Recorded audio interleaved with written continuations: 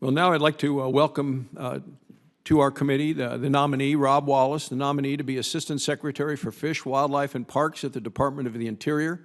I want to remind you your full written testimony will be made part of the record. I look forward to hearing your testimony. I see some of your family are here. I know many of your friends are here, so please begin at your convenience.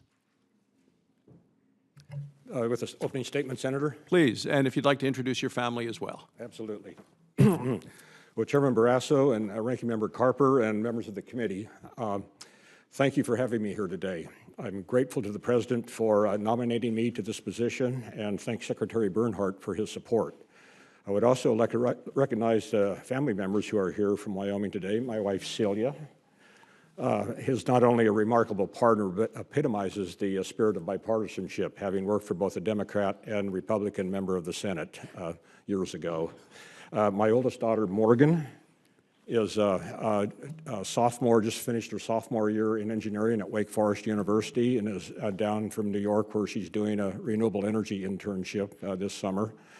And my youngest daughter, Ella, finished up 4th grade and cannot be here today because she's home studying for the SSAT in the event she has to apply for a new school next fall. The four of us live a mile south of Grand Teton National Park in the Yellowstone ecosystem.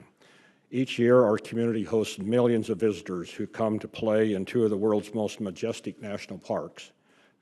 They also marvel at the abundant wildlife we all enjoy, thanks to wise management by state and federal officials and the National Elk Refuge located in the heart of our valley.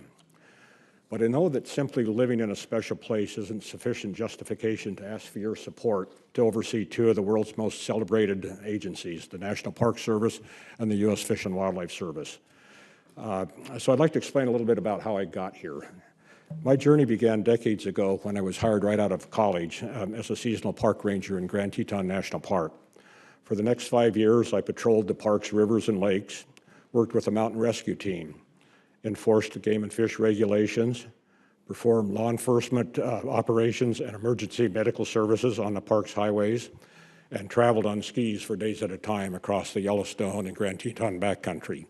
And in the fall, if my park work ended early, I worked at an elk hunting camp in the nearby national forest. But it wasn't the daily adventures that had the most profound effect on me. It was the political issues that swirled around every aspect of my job. Here was a place where dignitaries from around the world traveled to attend the Second World Conference on National Parks, and where the President of the United States came to relax. Up the road in Yellowstone, a raging debate was brewing over how to wean grizzly bears off human garbage. And in the Tetons, a vibrant conversation was underway about fire management, search and rescue, visitors use, and resource protection. In an effort to find a way to get more involved in these issues and others, I quit my park job and volunteered on a campaign for Malcolm Wallop, who was running for the United States Senate from Wyoming. His race succeeded, and suddenly I had a front row seat to some of the most consequential energy, wildlife, and natural resource issues in a generation. Starting my Senate career as a LA following the EPW committee and ending up as the minority staff director of the Senate Energy and Natural Resources Committee, I was here when Congress tackled the Alaska lands legislation, a crippling oil embargo, the 3 Mile Island nuclear accident, the Exxon Valdez oil spill, the restructuring of the U.S. electricity industry, controversial endangered species issues such as the spotted owl and the snail darter, and much more.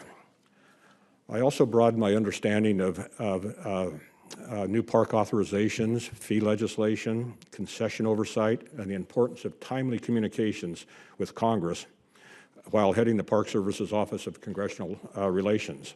Later, as Chief of Staff to the Governor of Wyoming, I was in the middle of wolf reintroduction in Yellowstone.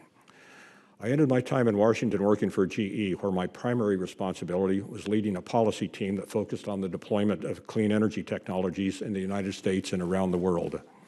Over the years, I also became a champion of public-private partnerships through serving on boards of several natural resources organizations whose missions were to help fund infrastructure projects, augment wildlife research budgets, and provide opportunities for young people to work and learn in our public lands. Today, I work on the frontiers of the Endangered Species Act in southwestern Wyoming, bringing ranchers, regulators, conservationists, and industry leaders together to protect large-scale habitats of the greater sage grouse while removing barriers to multiple use. Along the way, I've learned so much, especially that no one ever wins by winning everything, that bipartisan solutions are always the lasting solutions, and the key success to management is recruiting good people and trusting them to do their jobs. Finally, if confirmed, I want to stress my commitment to work constructively with Congress on behalf of our parks, refuges, fish, and wildlife. If well-meaning people engage in good faith and communicate effectively, the benefit to these national treasures can be unlimited. Thank you, and I look forward to your questions.